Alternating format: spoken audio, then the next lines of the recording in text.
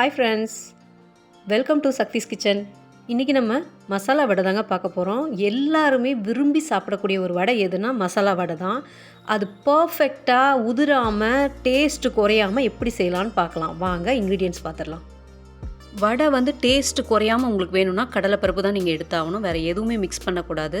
நல்ல ஒரு குவாலிட்டியான கடலைப்பருப்பு எடுத்து 3 டைம் நல்லா வாஷ் பண்ணுங்கள். வாஷ் பண்ணால் தான் அந்த பூச்சி மருந்து போட்ட பூச்சி மருந்தெல்லாம் போகும்.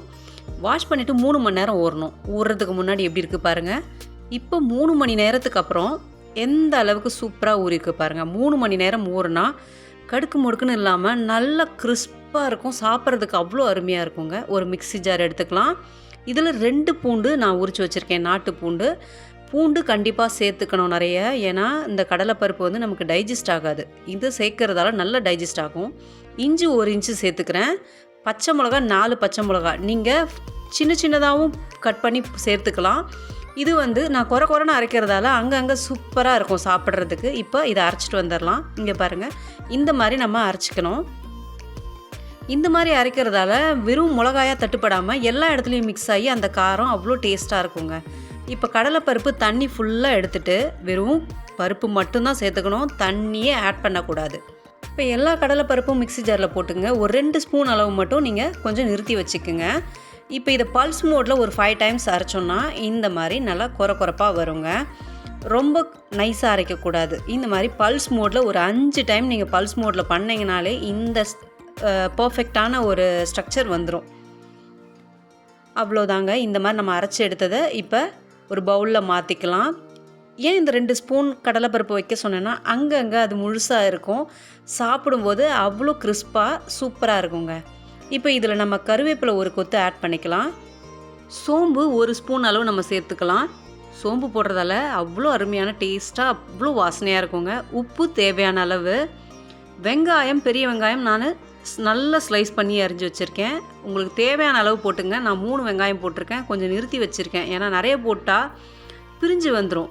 ஃபஸ்ட்டு பார்த்துக்கிட்டு அதுக்கப்புறம் பிசைஞ்சிட்டு கூட பத்தலைனா போட்டுக்கலாம். இப்போ இதில் வெங்காயம், உப்பு, கருவேப்பிலை, சோம்பு எல்லாமே நல்லா மிக்ஸ் பண்ணிக்கலாம். உங்கள்கிட்ட கொத்தமல்லி இருந்தால் ஆட் பண்ணிக்கோங்க. என்கிட்ட இன்றைக்கி கொத்தமல்லி இல்லை, அதனால் நான் ஆட் பண்ணல. உங்களுக்கு இருந்தால் ஆட் பண்ணிக்கோங்க. இதை நல்லா மிக்ஸ் பண்ணி பார்த்துட்டு நல்லா பிடிச்சிருங்க. உருண்டை பிடிக்க நல்லா வரணும். இந்த மாதிரி நல்லா அழுத்தி பிடிச்சிட்டோன்னா நம்ம ஒரே ஈவன் சைஸாக இருக்கும். தட்டி போடும்போது பிரிஞ்சு வராமல் நல்லாயிருக்கும். இந்த மாதிரி நல்லா ஒரு பால் மாதிரி நல்லா உருட்டி அழுத்தமாக உருட்டி எடுத்து வச்சுக்கோங்க. இதே மாதிரி நான் எத்தனை நம்மளுடைய கடாயில் பிடிக்குதோ அத்தனை அளவுக்கு நான் உருட்டி வச்சுக்கிறேன். என்னோடய கடாயில் 7 பிடிக்கும், அதனால் அந்த மாதிரி அளவுக்கு நான் உருட்டி வச்சுக்கிறேங்க. இந்த மாதிரி அழகாக உருட்டி வச்சுக்கோங்க. இப்போ உருட்டி எடுத்தாச்சு. அடுத்தது எண்ணெய் காய வச்சுக்கலாம். கடலை எண்ணெய் 1/2 லிட்டர் காய வச்சுருக்கேங்க. இதில் எண்ணெய் காஞ்சதும் இந்த உருண்டையை நம்ம அப்படியே உள்ளங்கையில் வச்சு அழுத்தணும்னா ஃபோர்ஸாக அழுத்தக்கூடாது. அப்படியே மெதுவாக நீங்கள் அழுத்தி கொடுத்தீங்கன்னா அது கரெக்டான ஷேப் வந்துடுங்க. இப்போ இந்த மாதிரி நம்ம தட்டிக்கலாம். ஓரம் எதுவும் விரிசல் இல்லாமல் அதை சேர்த்து வச்சு தட்டிடுங்க. தண்ணியே ஊற்றி அரைக்கவே கூடாது, தண்ணியே சேர்க்கக்கூடாது. பாருங்கள் எப்படி இருக்குது பாருங்கள். அந்த முழுசாக கடலைப்பருப்பு எவ்வளோ அழகாக தெரியுது பாருங்கள்.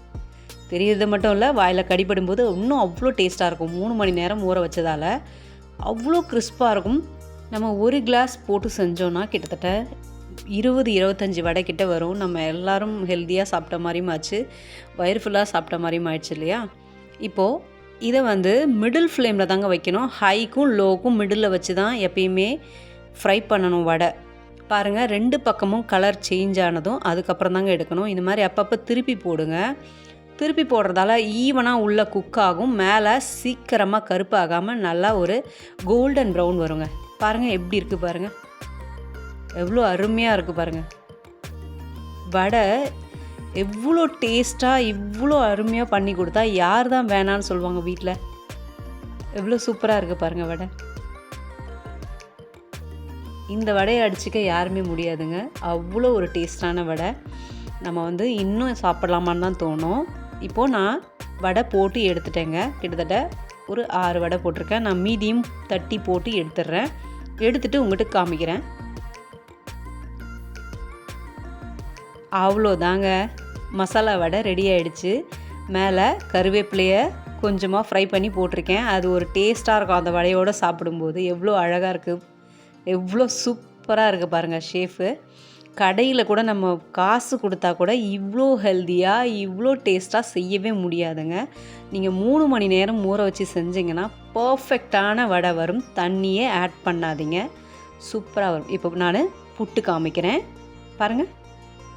உள்ளே எவ்வளோ சூப்பராக குக் ஆகி மேலே நல்லா கிறிஸ்பாகி எவ்வளோ சூப்பராக வந்திருக்கு பாருங்கள். சுட சுட வடையோட ஒரு டீயும் கொடுத்தா எவ்வளோ என்ஜாய் பண்ணுவாங்க. எந்த பலகாரம் செஞ்சாலும் பசங்க வந்து கிச்சனாடே தாங்க இருக்கும். என் பசங்க கிறிஸ்பாக சாப்பிட்ணும் அவனுங்களுக்கு. சூப்பராக இருக்குது, நல்லா இருக்கா? இந்த வீடியோ உங்களுக்கு யூஸ்ஃபுல்லாக இருந்தால் லைக் பண்ணுங்கள், ஷேர் பண்ணுங்கள், சப்ஸ்கிரைப் பண்ணுங்கள். தேங்க்யூ.